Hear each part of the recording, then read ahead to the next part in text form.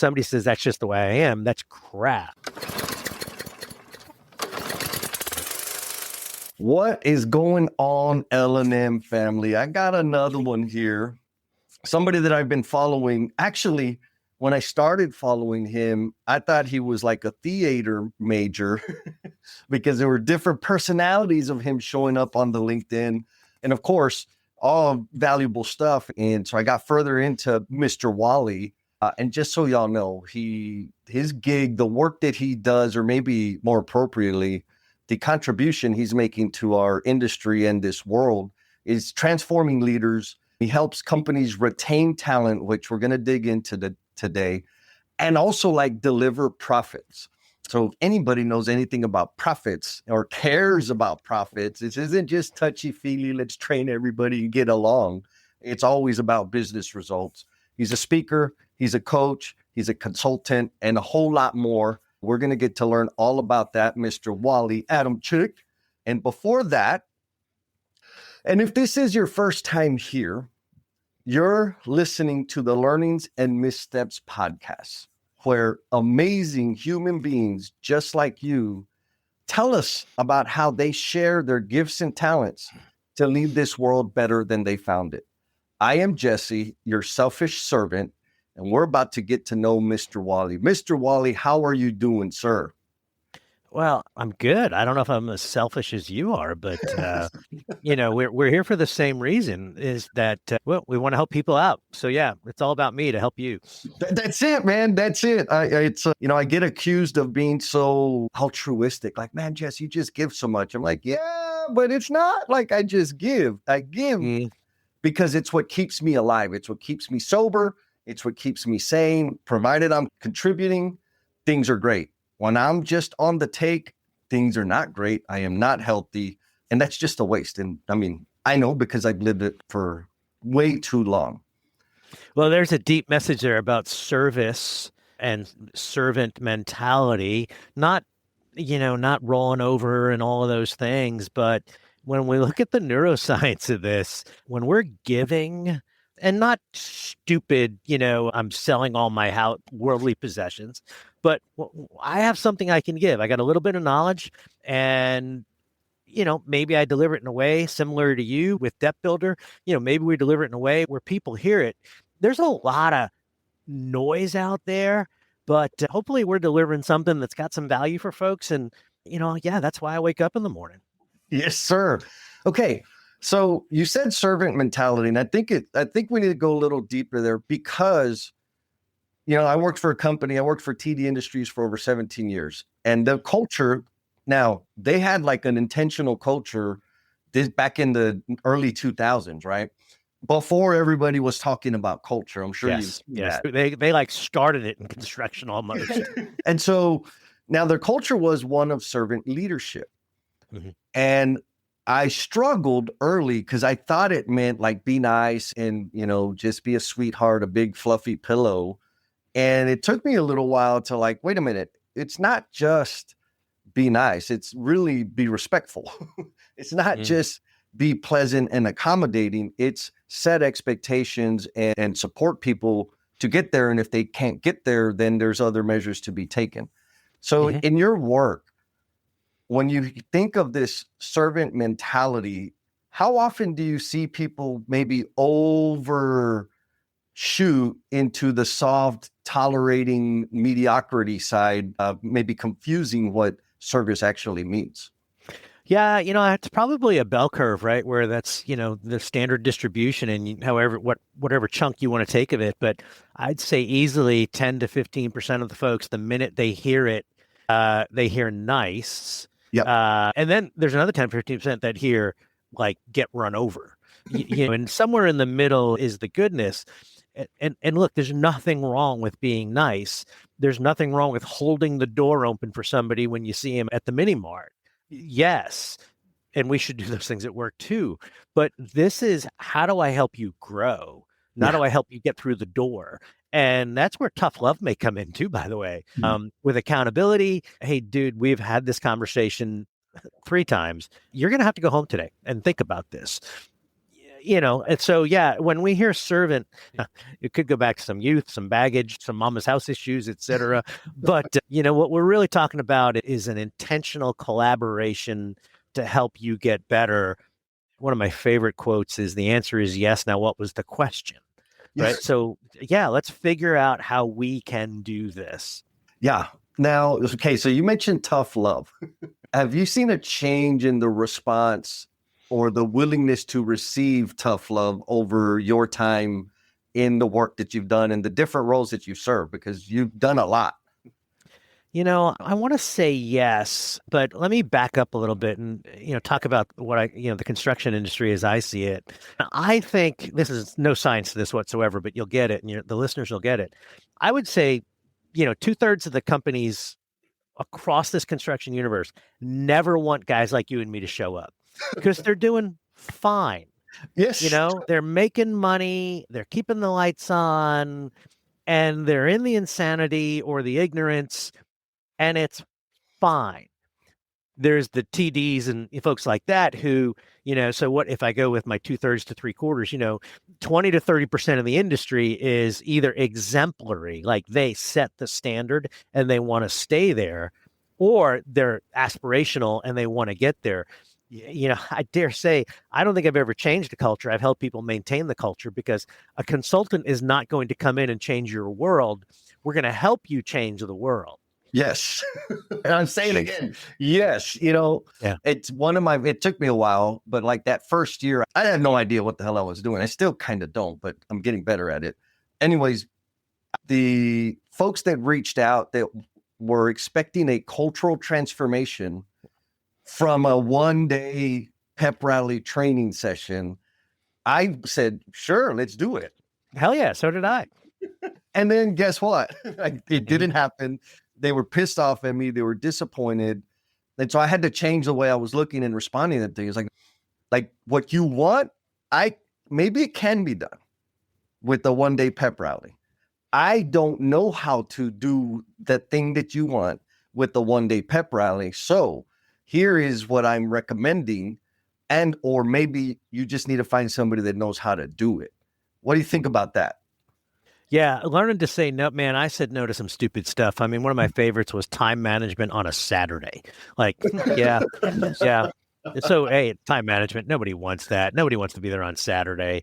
But look, anytime someone's starting a business, and whether you just bought a backhoe, you say yes to almost anything because of fear, no revenue, right? So, fortunately, I've learned what to say yes to, and I've had clarity on what I don't do. And you still see this, people broadly in our space, they do this and this and Yes. this and this. I'm like, you can't do marketing and IT and, culture but that's buyer beware, I guess. And that's just part of the real world. Yeah. Well, and actually, great point. You've been in your business for way longer than I have. Like, how long does it take, or did you start off kind of poking around to figure out, okay, that don't really work. That's not really what I like, to get super clear about what to be the primary message? Or did you know that right out of the gate? No, I don't think I knew it right out of the gate. Teaching time management and customer service and all of those things. I mean, I'm good in front of an audience, and I certainly have experience in those things, and I've been trained in some of those things depending on where I was in my life, but that wasn't my expertise. And it took me a while to acknowledge my experience and my expertise and then dive into it. And there's a part of me, and I see my buddies in the speaking world do this, and they're out making $50,000 an hour for giving their keynote, and I'm like, God, wouldn't that be great? Yeah, it would be, but that's not really who I am. I mean, I get in there and hook and jab with you. I'm on a job site at 6 a.m. God help me, I hate that. But, we start early in this industry. I'm a night person. But, right, to get out there and go, hey, how's it going? What's going on? Yeah. And I've spent more time on job sites in the last year probably than in the last couple of years, COVID, et cetera, because I wanted to get back in touch with what's going on out there, right? You and I lecture and we coach, and look, it's based on a lot of good stuff, but get back out in the dirt, Talk Yeah. to the crews, talk to the leaders. And when they say, hey, I saw your video, or I loved what you did last week, or, here's why it worked for me, it's like, ding, yeah, that stuff is still working because the environment is changing. Yep. And I'll go back to this servant thing we started with earlier. We never said lower the standard, right? Yes. The standard is still the standard. It's just that 20-year-old who just showed up on your job site, he's not going to put up with the trash that you put up with. So, or she's not going to put up with the trash you put up with. Right. So staying in touch requires, in my mind, expertise.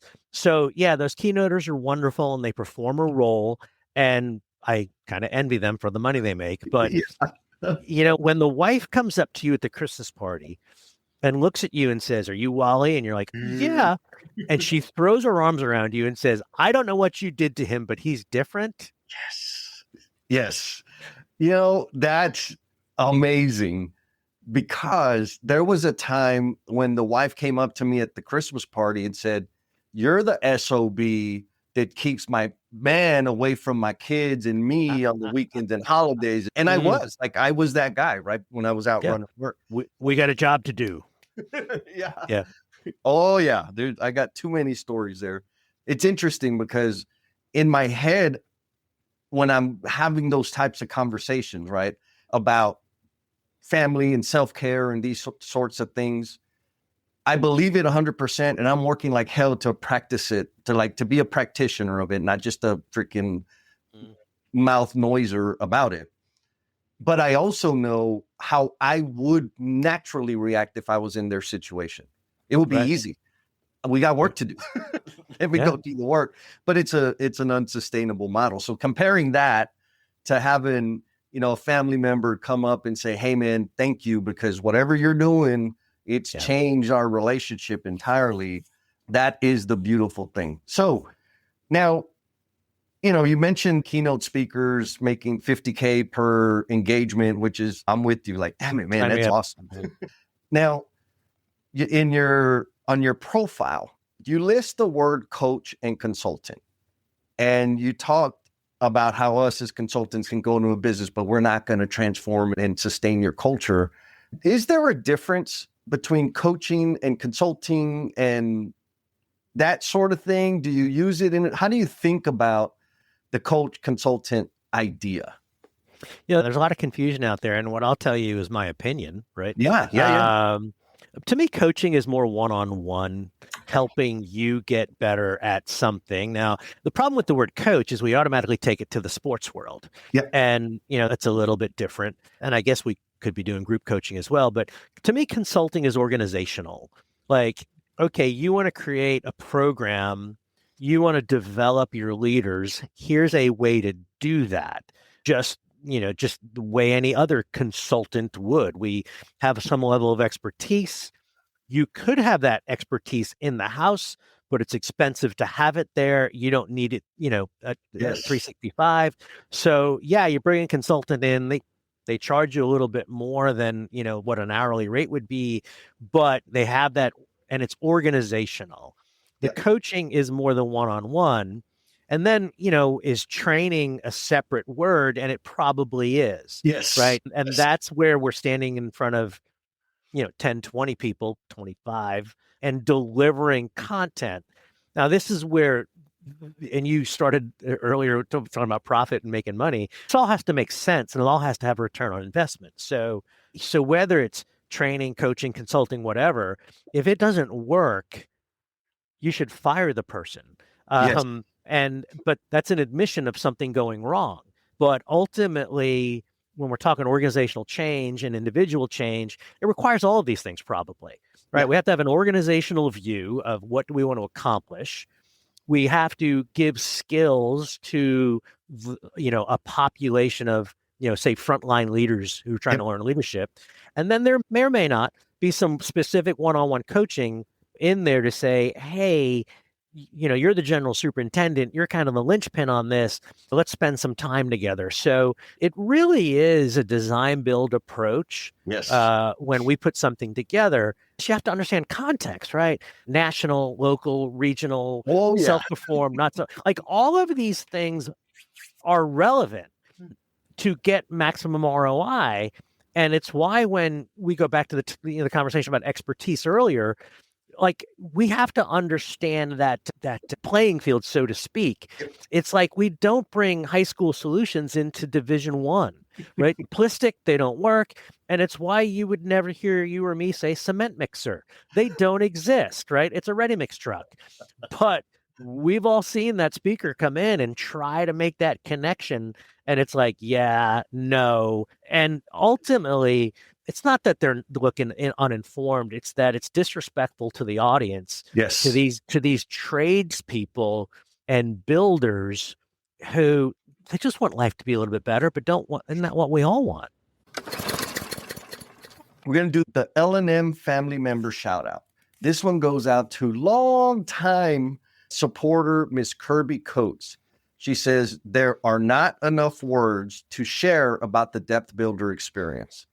Jesse built programs based on real people and real experiences to better people in real life. He has a true passion to help all people, and it shows through every program he has created. Jump in and grow. So Kirby, thank you. Super thank you for leaving that very thoughtful review on the Google. I'm fancy now. I got a Google page where I can get reviews. So y'all already know, folks, I love attention. And so anytime you go above and beyond to leave me a comment on the socials or leave a review, it gives me an excuse to celebrate you in the future. So please do so, even if they're stinky. I like the stinky ones too. They're super helpful. Yes. Oh, man. So, amen. I love that you threw training in there because, when I'm talking to people, it's like, well, what do you do? It's like, well, this is what I do. Like, well, what does that mean? I was like, okay, let me say it a different way. I consultant, coach, and trainer. And they're like all three? I'm like, it depends on the day. Depends on the day, right? It depends on the ask. Like, I like the way you said design build, because for some firms, they've got a pretty big operation going on and they've got multiple layers and it's design build. Like, okay, here, what do you want to achieve? What's the intended outcome? Right. Here's my recommendation for this level of the organization, and out there in the field. And there's a mix of coaching, consulting, and training throughout the thing. Now, I think the other important part that you've mentioned, and I want to clarify this, at least from Jesse land, right? In my perspective, the idea of expertise, because, and I need you to correct us or correct me if I'm wrong, or if there's anything missing, because for the L&M family member out there that's listening, I know a lot, and I used to be this way. I was stuck in well, I can't, I've never done that before. I don't have the expertise. I don't have the experience. And so it was this block in front of me that I allowed to keep me from spanning my wings, right? And so in terms of training, facilitation, and all of that, what I learned, because I did it wrong early on, is I've done presentations a long time ago on things that I had no experience with. It was a concept or an idea that sounded cool and great. And so I did a training on it. But don't ask me no questions because my answer was, you got to look it up. You got to read this book. I couldn't give any practical firsthand experience of me having done it. Well, we call that a book report. Well, there you go. I love that. I was doing book reports. And when I did that, I had zero expertise on the matter. And it was not fun. It was uncomfortable for me. And I know the people in the room were like, what the hell was this? Right? This was, and now with YouTube, you could just watch it on YouTube now. Anyways, so fast forward to the question of expertise. The simplest way I can make sense of that for me and maybe for other people is expertise is me talking, helping, sharing something that I have wrestled with to some degree, that I have an insight and understanding about, which is not that I notice. I didn't say number of years, number of certifications. Mm-hmm. I said firsthand experience in wrestling, getting dirty and messy with it, and coming to some kind of understanding or insight that I can share. How does that land with you, Wally? It lands really good. Let me give you my take on it. Expertise is you can see options in doing the thing while you're doing the thing. So a teenager is driving. How far out is their scan? It's the radio, right? And all of a sudden they see brake lights in front of them and they mash on Hey. the brake, Yep. right? We're driving and we're seeing as far out in the front as we can. We're doing the thing. We're driving, but we see some brake lights quarter mile out and we're like, brake lights. Oh, brake lights are there. Oh, maybe I should move my foot off the gas. I don't have to do like the options are going, Yeah, right? yeah. Options in doing the thing while I'm doing the thing. All right, I'm starting to touch the brakes. Now I'm looking for my bailouts because this might not work. Looking for options. So it, I walk out to a job site.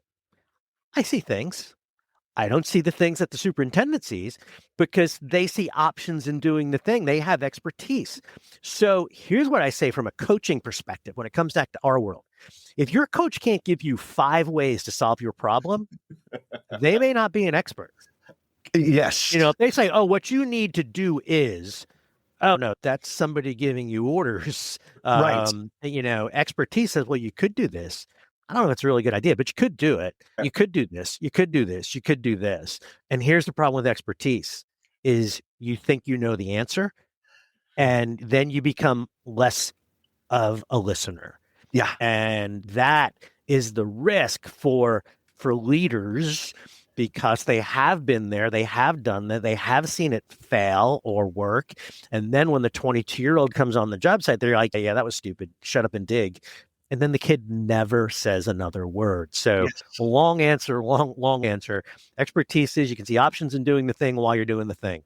Yeah. And I think the connection is it comes from having done the damn thing.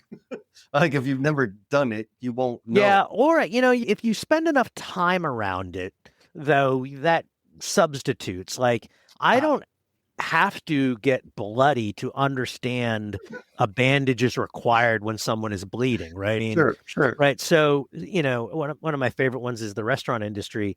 Like they teach you how to handle a robbery. That's something you never really want to be an expert in, right? Right. But yes, I mean, and so now are we just talking to a practitioner or an expert? Yeah. Somebody who has been doing it for a long time truly may not be expert. They just may be repeating the same play. tired play, and it says, well, I have 20 years of experience. No, you have 1 year, 20 times. Yes. And welcome to 2025. Welcome to 2026. Means and methods are changing. Demographics are changing. Technology is changing. You cannot walk in and automatically apply the solution that worked last year, last month, whatever, last decade. Right. It may be the right solution, but it has to be more thoughtful now than it has been. Yeah. Take into account the new conditions, right? Yes. Sure, that play worked under those conditions. Exactly. What are the conditions we're in now? The people, all of the things. And I am guilty of, I know the answer, release the Kraken, and it did not work. Now, you play a lot in the leadership space, in the construction leadership space. Why did you pick construction leadership? Yeah, I'm an idiot. What can I say? Dusty, dirty, male, in your face. My brother and dad were construction guys in New York City when I grew up. Nice. So when I was 13, 14, I was a helper on union jobs in New York City. And we all know what a helper means, doing all that crap stuff all the way up into college. And so the real answer is this is in my blood. No, I'm not a builder, right? I can't hop on a machine on 10 different machines and make it sing. But the fundamental respect and understanding of what these crafts people, what these construction folks do day in, day out, it's in my blood. And when I'm standing across from a foreman on a job site, it's as if I'm hanging out with my brother. A little banter, maybe a little BS, a little bravado, respect. Yeah. But respect. And people feel that. They don't feel Wally with an MBA and a CSP and a CMC and all that stuff. They don't feel that. They don't care about that. Yep. They want to care that my solutions work for them, and that I understand them. So why construction? I don't know. Maybe God put me here. Yeah. But this is where I am, and it's where I'm, and early on, right, I was like, oh, I'm going to be all things to all people, right? Back when we were teaching time management on Saturdays. And Yeah. it's like something, just embrace who you are and recognize, yes, there are other places you could be doing things, but this is who I am. And something that works pretty damn well. Yeah, man. Yeah. 10-4. I mean, everybody knows my story. It came up through the trades. And so it's Yeah. like, this is where I need to go. I know recently I don't know how obvious it is, but I'm working on that. I made a little shift to really speak to subcontractors, right? Foremen, superintendents, like the people that work for the subcontract, because that's where my expertise is. I spent over 20 years like doing the thing at various levels on the subcontractor side, but I just wasn't doing a very good job at speaking to them, saying, hey, I want to help you. Right. Which is not bad, but there was some period of time where I'm like, okay, I could do this for everybody, which didn't help, right? I was just kind of standing on the corner screaming it to nowhere. And then I said, okay, no construction. And now I'm like, you know what? I'm going to scope in a little tighter specifically for subcontractors, because there aren't a lot of people serving subcontractors, A, and B, there are even fewer with my, we'll say, resume or pedigree, right? Coming up as an installer, foreman, work for general contractors, works for owners, and having that kind of broader view or understanding of how, like, the commingling or the dance that is construction. So when you're out there, I mean, we talked about this a little while ago, right? There's the super high performing outfits out there that want to just stay on the front edge and kick butt. There's the majority, I'm going to say majority, that are like, hey, it's fine, leave us alone, we ain't got time for you. And then there's the other ones that the sky is falling down, they need an intervention. And so in terms of the folks that you serve, right, the organizations that you serve, what's the ratio between wanting to stay on the front edge and, oh my God, we need a freaking transfusion? Yeah. Yeah. I would say 80% are on the, the good side. Oh, nice. Yeah. Yeah, no, I'm really lucky. The ones that need a transfusion, they're usually so small that they're in that crisis mode. Owner trying to figure it out, whatever. And I just don't spend a lot of time there. You're a larger firm, so you get over a couple hundred million in this subcontractor world. They're established and their crises look different. Oh, yeah. Right. So they're not in that super catastrophic mode usually, because there's enough decent people around them to do the intervention or help with the intervention. Yes. Now, there are individuals within those organizations that get promoted to take your chief estimator, or, you're not going to be the VP of ops unless, dot. So that's where coaching, one-on-one coaching for 6 months to a year would come in. And we say, hey, can we do behavioral change here? The answer is yes, in most cases, by the way. Like, coaching does work if you choose to work. And you and I are both from a program where we learned how to do the work, and you can transform your life and get sober and all of those things. So, when somebody says that's just the way I am, that's crap. Yes. That's how you choose to be. Now, we're talking neuroscience that may have been established when you're 7, 8, 9, 10 years old, and you're significantly baked by the age of 15. Like, your neural pathways, as much as we have neuroplasticity, some of it you're just not going to change, but there's a piece that you can. And, that's when the wife comes up to you at the Christmas party. So we know it's possible. Yeah. Oh, I love it. I get the question of, what's the best scenario for change to stick? Is it like preemptive, get on the front end and teach and coach and like let all the flowers bloom? Or is it when the shit's hit the fan? And I'm like, philosophically, it's preemptive, right? When did Noah build the ark? Before the floods. But in practice, it's when the shit's hitting the fan. Yeah, it ain't working anymore. We need to do something different. Yes. You're right about both of those. Yeah. And it's exactly that, right? The pain, I'm not sure whose quote it is, but like, the pain of doing the same has exceeded the pain of change. So now people are more receptive to doing it differently. Whereas on the front end, doing it on the front end, which I'm a huge proponent of, it just takes longer for it to like really stick than, the reactive approach. What's the phrase? You got sick and tired of being sick and tired, so yeah, exactly. All right. So we mentioned at the beginning that you help these companies deliver profits. And we've talked a little bit about consulting and coaching and training.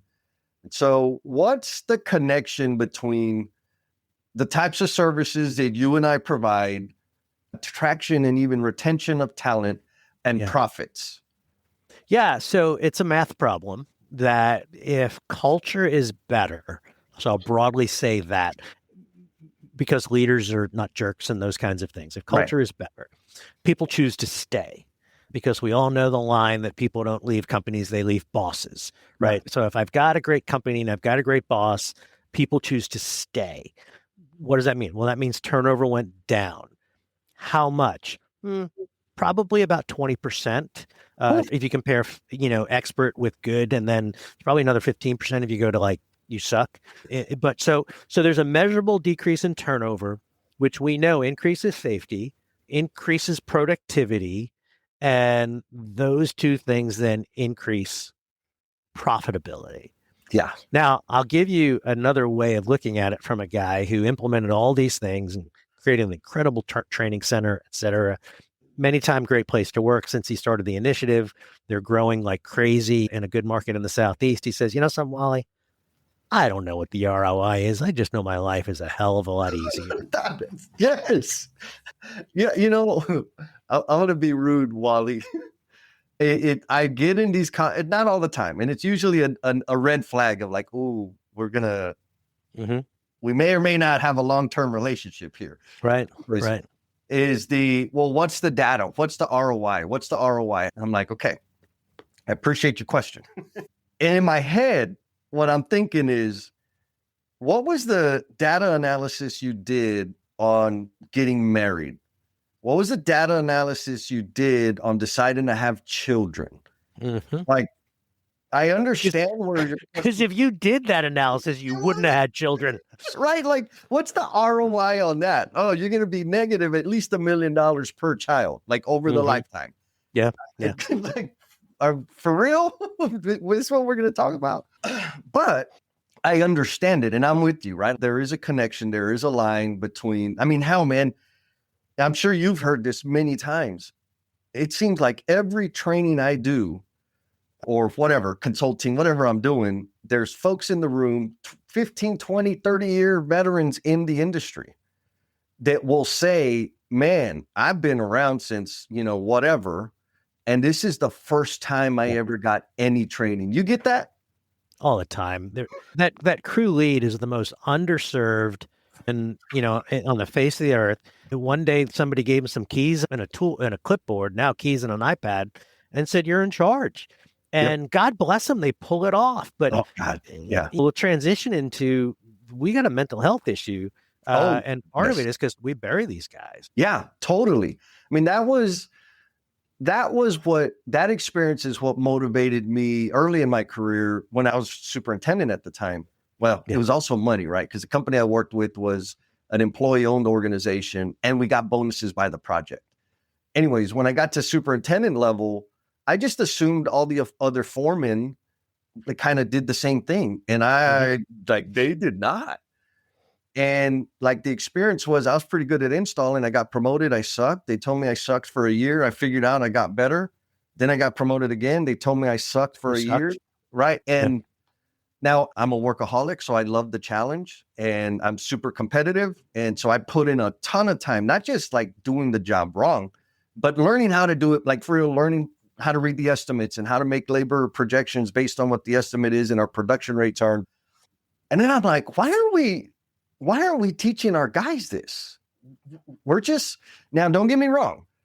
The company, like it was TD Industries, they have a phenomenal leadership development program, which gave me a lot of tools on like how to like deal with people and maybe manage myself a little bit more, but they did nothing.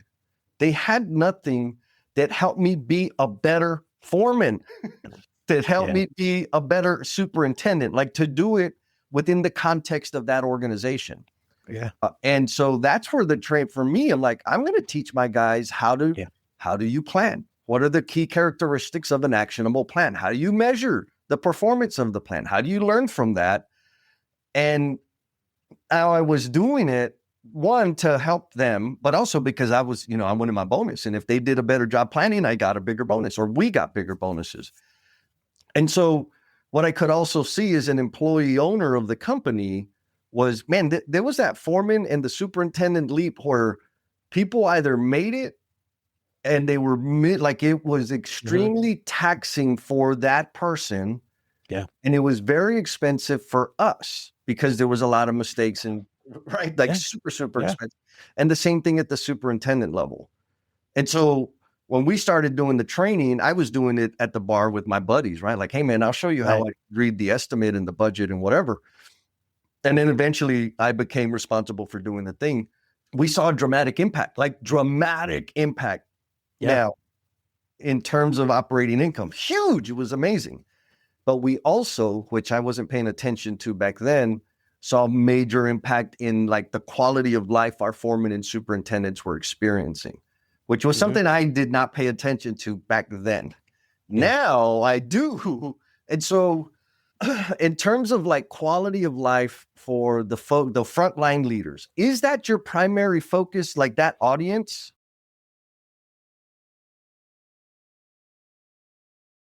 So no, this isn't about quality of life. Okay. This is about a construction company making money. However, when I stand in front of dudes, I'll say, hey, here's what the deal is. If you do some of this stuff, you'll have more smiley faces and more dollar signs on the job site. So it is about quality of life. And in this, oh, by the way, we never said lower the standard, right? Let's go back to that conversation, right? These are not mutually exclusive concepts. You can have great culture. You can make a ton of money. Oh, but Wally, this is construction. You don't understand. No, I do understand. Like it rained Tuesday through Thursday. We're paving on Saturday. I'm sorry. Like it's going to happen. Yeah. And nobody has a problem with that. We haven't had rain in 9 weeks and we're paving on Saturday. Right. That's where we miss it. But you were talking earlier about what you began to train when you were in the supervisory role. When we help create a frontline leadership program, about half of it is my stuff. About half of it, and we're talking 6-8 days of training here over, a couple of months.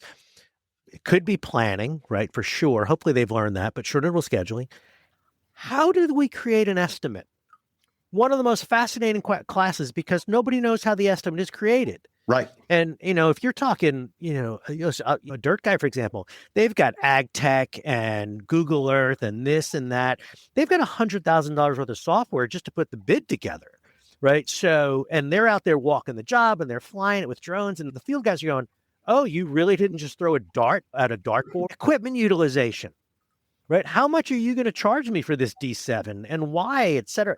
These are fascinating points, but they enable this frontline leader now to make better decisions. Yes. And to explain to the team. So the things there. So I think there's a pyramid, not a pyramid, a triangle I talk about. I call the success triangle. At the base of the triangle is technical competence. You know how to pull wire, you know how to paint, you know how to dig, whatever that craft is. Like you have to have that foundational piece. Then we move into management, which is the planning, the organizing, those kinds of things, understanding the bid, et cetera.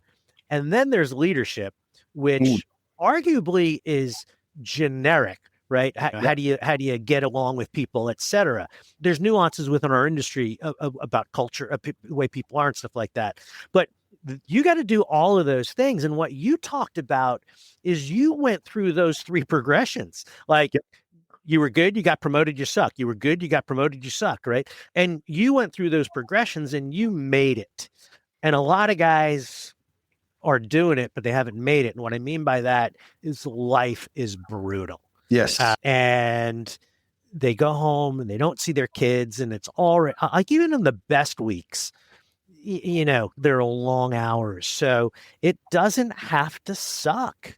It's Yeah. going to be hard, but it doesn't have to suck. Yes, exactly right. It's like sprints or doing hills. Oof. Like it's gonna hurt, but it doesn't have to suck.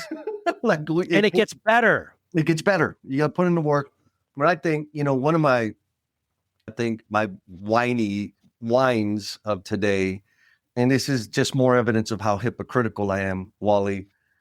I agree and believe to my heart that as a journeyman, whatever, doesn't matter what trade, part of your responsibilities as a journeyman is to develop apprentices, right? To teach them and train them and help them get better at the trade. Same thing Yes. as foreman. Same thing as superintendent. I believe that, and that's the way I did my job. Now, here's my gripe. Companies do nothing to reinforce and appreciate that. They And punish you. so when a company has an individual that has that heart mindset or that leadership trait, they're lucky because and maybe the net's too broad.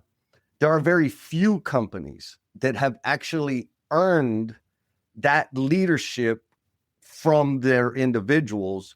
Most of them just expect it, but do nothing to nurture, develop it, and like propagate it. What do you think? Am I talking smack? No, you're not. I remember talking to a guy who was a regional manager years back, and it's like every 18 months they were taking his project engineers away, to go be project managers elsewhere and regional Yep. manager. And, there was no bonus for that. I mean, it was just in his DNA, but it's almost like the company expected him to, Yep. develop that next project engineer, et cetera. Look, I think that if you're a leader, it's in your DNA. You make new leaders. Yep. If you're a journeyman, you make new journeymen, right? It's the same concept. It is interesting though how we all forget we were all knuckleheads once, Yep. right? Somebody helped you, somebody helped me. Now, it might have been behind the dumpster, right? Yeah. Or it might have been over coffee, Mhm. either one. But every single one of us had help along the way. And if listeners do one thing coming out of this call is right now, when I say it, who can you help? Somebody's name went through your mind, Oh yeah. right? Okay, that's your project. Lean in a little bit more, get to know them a little bit more. Maybe you know exactly what they need, right? And maybe they can start doing the daily huddle or something like that, whatever. But every single one of us got helped. And we go back to servant when we started this call, right? Who are you going to help? That's an easy takeaway. Yeah, totally. And back to the selfish servant, like that gives me fulfillment, right? I have an interesting relationship between profits and fulfillment, quality of life. I'm an addict, right? And I will be, it's in my DNA, baby, period. Yeah. And when I started my business, like I set a revenue goal, a revenue target for the year. And I'm blessed because I blew that freaking thing out of the water within the first less than 6 months. It was like 4 months. And I'm like, whoa, I need to set a bigger target. So I set a bigger target and I blew that thing out of the water again. And then I was like, wait, okay, I'm an addict. If I keep just chasing these More is better. dollar goals, I'm on a slippery slope, right? Like I have a lot of things in place to keep me sober and on the contribution path. But I'm building me a slide down is what I was doing. And so I had to change my focus. Okay, what are the thing of the services that I provide? Which one give me the most fulfillment? And then I said, okay, oh man, those are the least profitable. Well, come on, big boy. Like if this is the goal, this is the goal. So I had to change it. So back to the selfish servant and this idea of profitability and quality of life. Like I have to focus on contribution and service so that I can stay alive. Mm-hmm. If I focus on the other things, and I'll also add to that, right? Focusing on quality of life and serving others has produced enormous profit. I don't have the same outcome if I flip the focus. Does that make sense, Wally? No, it totally does. If I increase the capacity of my team, that makes my life easier. Yes. Right. So when I teach somebody how to do a walk around or how to whatever, when I increase the capacity of my team, that makes my life better. Yep. So that meaning I don't have to micromanage. Maybe I can get out of work on time. One of the phrases I'll ask is, what's going to cause somebody to take the bullet for you?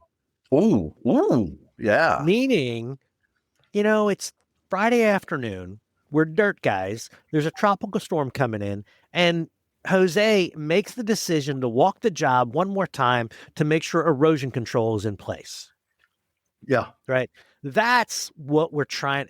And what does that do? That creates more smiley faces and more dollar signs, right? Because everyone kind of, good things are happening. So I'm totally with you. So, is it really selfish? No. I mean, we all win when we do it.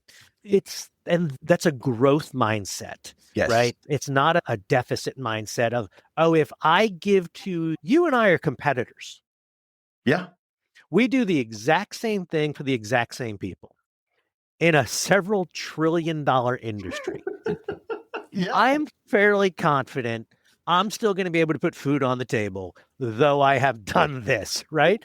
Yes. So, and I think you're starting to see this in the industry, right? These top contractors in whatever trade, Right. in the dirt world, that the dirt world guys have done it with this Dirt World Summit and Aaron Witt and Build Witt. I Yes. mean, you're right. And if you have competitors coming together, no collusion, none of that, but saying, what are you doing on the people front? What do you do? Like, the best thing I want is for you to be superior, because what happens is somebody paid you and said it was worth it to bring in an outside person. And then maybe they'll bring me in or go to a different company or whatever, right? If you suck, then by reputation, I suck, right? Yep. So this elevation of the industry is absolutely happening, and there's plenty of room for this. Oh, absolutely. When I first started my little business, it's just me, right? Just me kind of tinkering. I was asking folks like, hey, do you have a proposal? Like, I don't know any, like, what do I need to know? Can you give me a template? And there were a couple of people that were like, Jess, you're just going to have to figure it out. Like, they had this scarcity mindset. Yeah. Yeah. Which I understand. Like, I get it. It's not the game I play. I get it. And the thing that goes through my head, even now when I'm working with companies, they're like, well, you got to keep this a secret. I'm like, I will, but you're not doing anything dramatically different than anybody else. Like proprietary, like from a perspective of proprietary value or intellectual property, it's like, y'all are all doing the same thing. Yeah. It's your people well, that thinking. Alabama, pretty good football team, right? Yeah. Everybody knew what Nick Saban was doing. Right. They could see the plays. They knew what he did from a culture perspective because he went out and lectured on it. They hired his assistants. They went and did it other places. There are no secrets there. Yeah. There is a secret sauce, right? And that's, how does that all come together? Yes. Now, I know my cynics are going to go out there and go, oh, they're not doing it anymore. Context changed. NIL changed everything. Right. So we talked about context earlier. So no, don't be a jerk and treat people with respect is not exactly proprietary. Well, how does that really come to, fore in your company if you have an owner who says it or an owner who believes it? Yeah. And that's very different. Amen. 100%. And none of us can handle all the work if we got it anyways. Right? Let's just say that. Like, for real, I couldn't, my systems are not set up to handle all of the work that is available. I don't want all the work.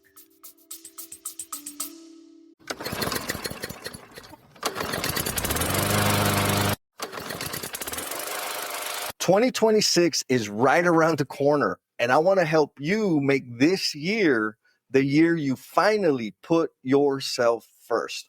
How?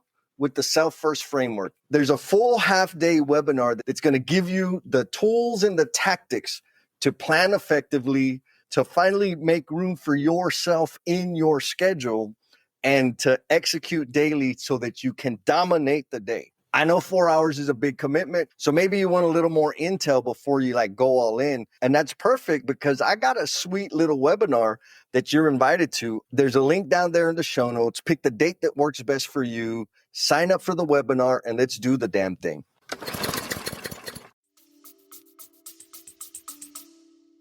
Well, that gets into the thing our contractors get into. Well, I'm just going to hire more people.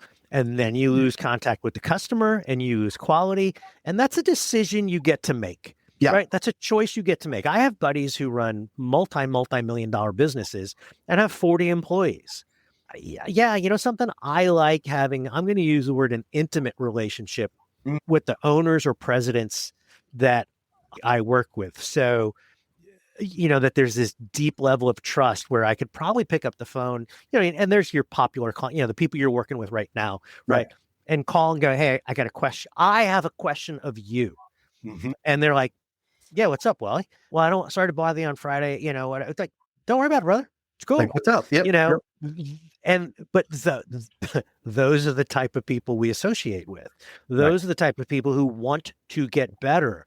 And I wasn't always that way. You weren't always that way, but you step into the light of this servant mentality, this growth mentality, and people are out there listening to me going, you drank some Kool-Aid, you know, like woo woo. No, like, whoa, yeah, right? I Yeah. mean, I've been in great cultures and I've been in crappy cultures. Mhm. Everybody out there has been in great cultures and crappy cultures. And now here's a reality check for some of our listeners. You're hostage to where you are. You're afraid to leave because now the economy right now, maybe not a good time to leave, but right. If it sucks, there's a better place out there. There really is. 100%. 100%. From two perspectives. I know a lot of people that I want to be a senior PM. I want to be a senior. They want a promotion. I'm like, oh, Yeah, be careful what you ask for. But right. Yeah. I was like, that's easy. Quit your job, go apply for another job and tell them you want the time. They'll give you the, like, they'll hire you. They need you. and they'll give you more money too. And However, yeah, exactly. Like, are you one, is it really what you want? Do you know what you're asking for? And two, it doesn't mean the same thing everywhere you go. Right? Senior PM, it don't matter. Like company to company, there are different expectations or different levels of performance. And the idea of getting that little promotion, that change in title, maybe there's something deeper that needs to be examined and understood before you go make a big giant mess of things because you haven't got the title that you want. well, and the culture at your current company, you know, may be superior, right? Yep. But you go over, I'll never forget, guy came up to me at World of Concrete a couple years back, you know, 400 people in the room. He comes up, hey, how you doing? I'm like, oh, Christ, here we go. He goes, yeah, you know, I'm listening to what you're saying. I'm like, oh, here we go. Yep. Because I'm talking about great culture. And he says, a couple of years ago, he says, a couple of years ago, I said, F the culture. I'm going for the money. I'm like, okay. How long did you stay? He goes, oh, 9 months. Couldn't take it. You couldn't pay me enough to be there. Yep. Right. So Yep. it's the grass is always greener, but you still got to mow the lawn or whatever. Oh, yeah. Right. But it's really tough. So here we are saying, look, you can leave and go somewhere else. Yeah. But really take a good look. Now, if your world truly sucks, then yeah, you probably need to go. But if it's like, you know, I could make 10% more across the street. Yeah, but they don't respect you across the street. They think, I had a guy say this to me once. He goes, I don't know why people would want to go there. We pay more. Yeah. Okay. And it was about Granite Rock, which back with TD, they were like the foundation members of the Great Culture Club in construction, documented from a great place to work perspective. Right. Great, plenty, right? But there was a competitor of Granite Rock saying, well, we pay more, we must be better. And it's like, oh no, I've seen their P&L, buddy. You ain't better. Yeah. You have no idea. Yeah. Okay. So there's two more points I want to hit on before we get into the Grand Slam question. So you mentioned the dirt world, and from my perspective, it may just be straight up ignorance, my own ignorance. But I feel like the energy in the dirt world, like there's the summit. I don't know if it's their second or third year they've had it, but there just seems to be a volcano of energy and messaging and like freaking amazing leaders along with the summit and, you know, all of that. Did I just miss it before, or did it just kind of hit the scene and like it's taking over? It's a recent thing. It really is what Aaron Witt has created over the last 7 years, I guess. Yeah. And, you know, you have internet and vision and passion and borderline stupidity, in trying to create a movement. But so no, it is. And that's where I'm spending a lot of my time these days. But you're right. You go to the electrical world or the mechanical world or the GC world, whatever. And look, everyone's got their trade association, right? I mean, but it's that zero sum game of, well, if I get mine, you don't get yours, right? Or vice versa. And it's just a different mentality. Look, like so high schools, we're going to recruit out of high schools. Well, the industry figured that out about 5 years ago. And and I was like, okay, cool. Well, something who has to get figured out now? Healthcare. Healthcare is in the high schools. You know who else figured it out? Tech is going to the high schools and saying, you're a nerd. You don't need to go to college. You can come to work for me. So we're like, oh, shit. We thought we found this great labor source. It's like, we did, but notice I say the construction industry is in a war for talent, not with the contractor next door, right, but with the healthcare company where they get to work inside every day, or the high tech company where they get to go nerdy stuff every day. Now, look, not everyone is built for each of those environments, but there's a story to be told. And we, as an industry, you remember Got Milk and beef, like those industries pork, the other white meat, whatever. Those industries figured it out. Yeah. And construction is too busy battling itself. Yep. Yeah, it's interesting to see not just the messaging, because I have a heartache about the idea of marketing to trade, to bring more people into the industry when we treat them like crap when they get here. Right. Well, that's called bait and switch. Right. Like that's it. Generally speaking, it is absolutely a bait and switch situation. Yeah. There are pockets of like real amazing experiences, but they're small pockets. They're growing, but they're small. And so it's not just a bait and switch of, hey, come work for my subcontractor out for my HVAC company. It's also the bait and switch of when you go work on a project and the GC is going to treat you like crap too. So, we have systemic things that need to be fixed. The marketing, I agree. Now, with what I love in like watching what's going on over there in the dirt world is not just the marketing, like the production value. It's freaking amazing. Like, man, that's amazing. I would love to do that. And I know I'm not going to put in the effort to get that good. I'm good with my messy shit, like whatever. Yeah. But I also, what I think I'm seeing is there's leaders that are associated with that movement that are also becoming more visible. And their people within their organizations are becoming more visible and more active. And I think that to me is what's special about what's happening in the dirt world that hasn't made its way through the other, we'll say, segments of the construction industry. Yeah, you're absolutely right. And look, there's enough electrical guys, there's enough mechanical guys to have a movement, right? Tile guys, maybe not, right? Right. That is, right? And I love those guys. My brother did that for years. So yeah, it's almost like, Prince, Beyonce, the people by one, LeBron. There are people within the dirt world that are becoming, Aaron and Herb and Chad and Dan. Oh, yeah. And it's like, oh, you know them? I'm like, I did dinner with them last night. Oh, you're so special. No, I'm just a schmuck trying to help people get better. All right. It's like, yeah, whatever. Yeah. No, you're right. Herb's one that stands out. That guy's amazing. I got to have a meal with them here in San Antonio. Okay. Now, you have been putting out an annual, I'm going to mess it up, but like an annual report based on some pretty significant, I'm going to call it research. Yeah. What can you tell the audience? Because I peeked it, is like, okay, like there's some heavy stuff. And I love lately, I've seen your posts kind of pulling chunks out of it or insights from what you've learned and gleaned over the years. What is that? So the L&M family knows that there's something out there that they can go seek their teeth into. Yeah. It's the People in Construction Report. Yeah. And I do it every other year. And it goes back to this conversation about expertise, right? About rather than just running my mouth, let's give some good data. So every other year, starting in 2019, and we just released a couple months ago, and it's data with which you can look at your organization. Mm. It's survey based and it's a little bit of focus group based. So once I get the data, I'll go talk to folks that have responded to it and go, all right, tell me a little bit more about this. Cause like Nice. any survey, it only tells you so much. Right. And it just talks about everything we've talked about.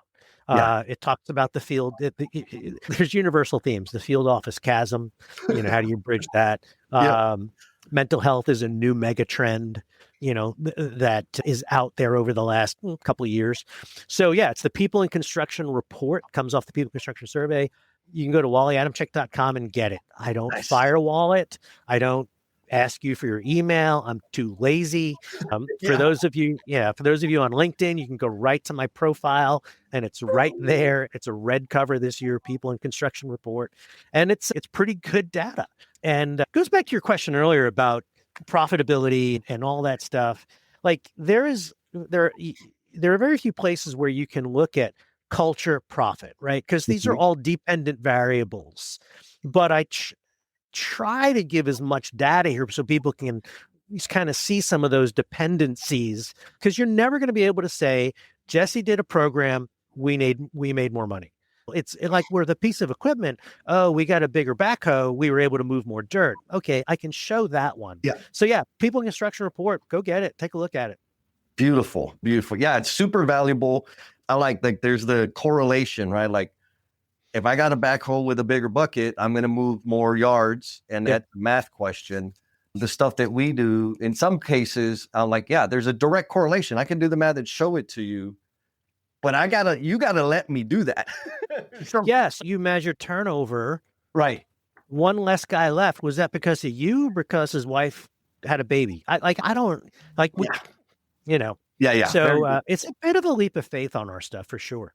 10-4. Amazing. All right, Mr. Wally, you told us about your website. Actually, let me make sure.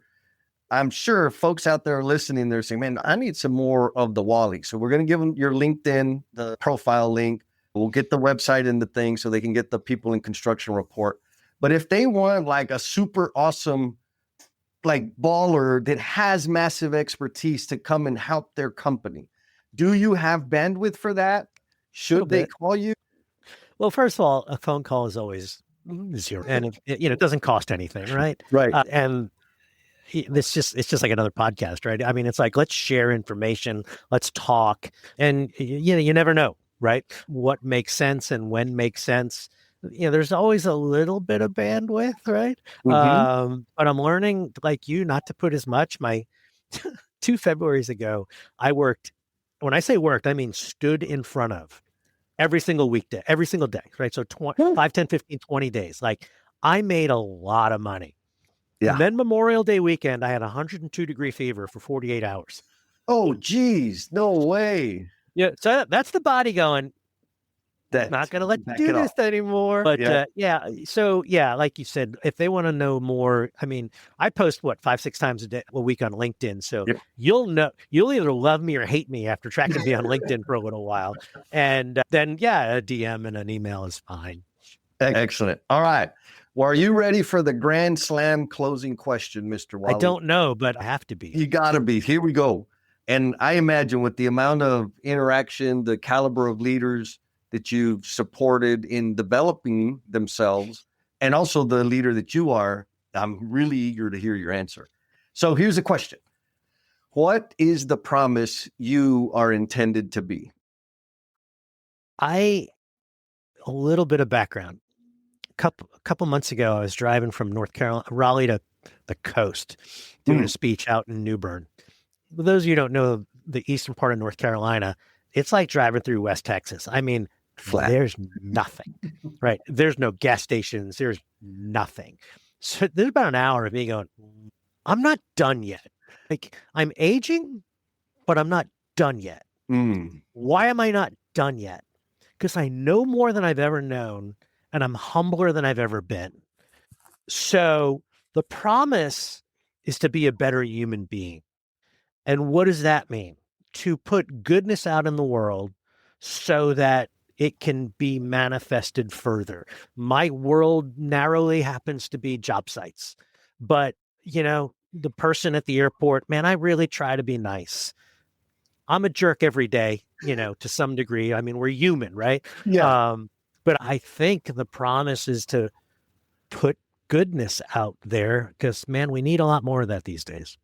Oh man, I love it. And that t-shirt quote, I'm older and I'm humbler. I know more and I'm humbler. Like, holy moly, like that's facts, baby. Oh, Mr. Wally, thank you, sir. Did you have fun? Yes. Oh, you know me. I speak for a living, right? So you let me just run my mouth. I mean, let's keep going. I know it. I know. I like to say this. So the teachers that told me that I would never amount to anything because I talk too much. Now I'm like, how you like me now?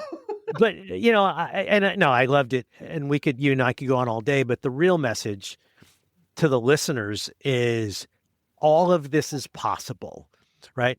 Not all of it once, but all of it is possible.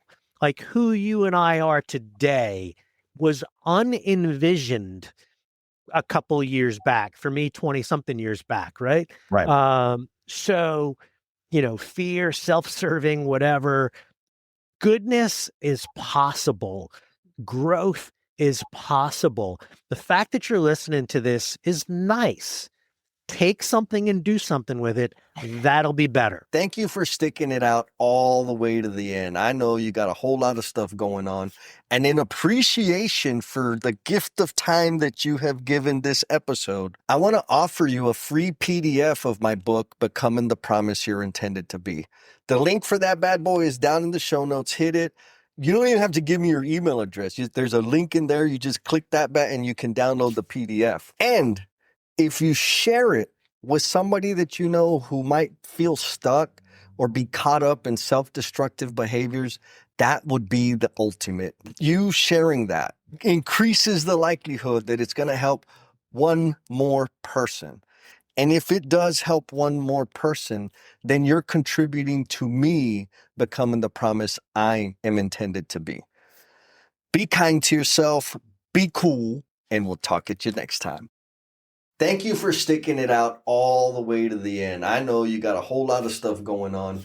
And in appreciation for the gift of time that you have given this episode, I want to offer you a free PDF of my book, Becoming the Promise You're Intended to Be.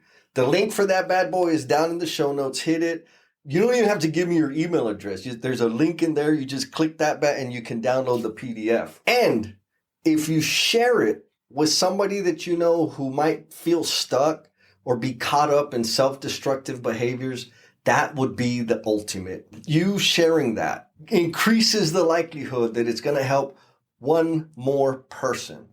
And if it does help one more person, then you're contributing to me becoming the promise I am intended to be.